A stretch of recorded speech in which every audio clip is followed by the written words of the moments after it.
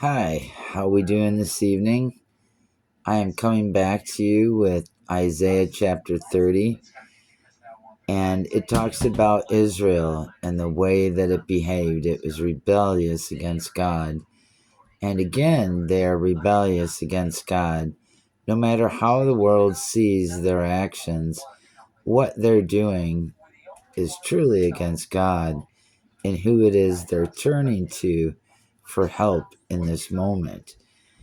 Because history, and this is their history, is a pattern of continual actions and reactions. And as Solomon said, there is nothing new under the sun. And since time began, man has taken their own way, unless in truly dire straits, with no other way out. And even then, sometimes we don't. But you would think that the nation of Israel, who was formed by God, brought through everything that we've read about them in the Bible. They've been brought back together. They have seen more miracles in their historical life than we will probably ever see in our time left. And yet they still don't believe. But anyways, very few people of God actually turn to him before others, like I said, no matter the time in history. And if they were to sacrifice, really, if they were going to sacrifice that red heifer, it would either happen this evening or it would happen before tomorrow night's sunset, because they want to do it on Passover. And, I truly hope they don't do that, because that is so disgusting to do that to God and to reject Christ in that manner. That's disgusting. And so I'm praying that they don't do that. I pray they'll come to their senses. I really don't see it happening, but I pray for it for their sakes. For any person of Israel, of the Jewish nation, of that family, they need to understand that Jesus Christ is the Messiah, the Son of God. You need to accept him before it's too late. Don't be lost. You guys were chosen to tell us about it.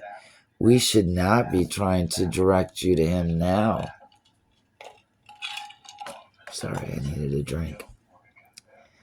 But anyways, if they go ahead and sacrifice that red heifer, then like I've said before, it's pretty much done.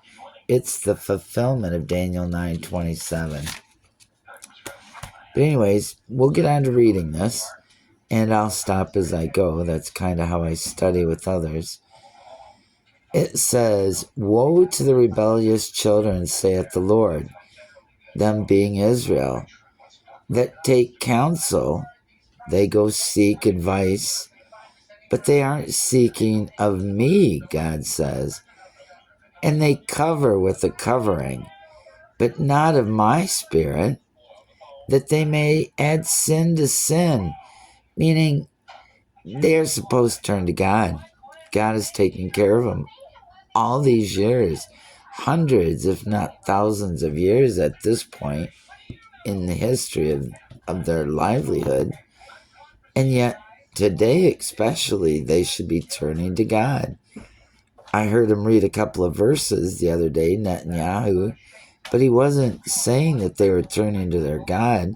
He said they were turning to the civilized worlds of the nation, or nations of the world. And that's not turning to God. So, verse 2, "That walked to go down into Egypt, and have not asked at my mouth." Now, if you remember Jacob, when the famine was in the land, after Joseph had been sold into Egypt by his brothers, and the famine came, God told Jacob to send his sons to Egypt. But at this moment, in this verse, and the time that we're at, God didn't say, "Go to Egypt to seek help." And they went there to strengthen themselves in the strength of the Pharaoh, of the government of other countries that have more physical strength, they think, military strength. And they trust in the shadow of Egypt. That same thing. Netanyahu believes that the Patriot system is going to stand for him, but it's not. Iran and them guys have a whole different plan. They know what they're doing. And God allows other countries to chastise those that are his. It's happened before, and again, this is history. So, verse 4, for his princes were at Zoan, meaning the Israel princes, and his ambassadors, Israel's, came to Hanes, parts of Egypt. Verse 5, they were all ashamed of a people that could not profit them, meaning their own people, nor be a help nor a profit, but a shame and also a reproach. Israel knows that they have fallen away from God. They're seeking their own Messiah. I don't know if they actually believe they've fallen away from God. They probably think they're still the apple of his eye, but again, we'll have to see. But all right, I've gone on way too long, longer than the 3 minutes I was gonna, but I'll pick up at verse 6 the next time I do this.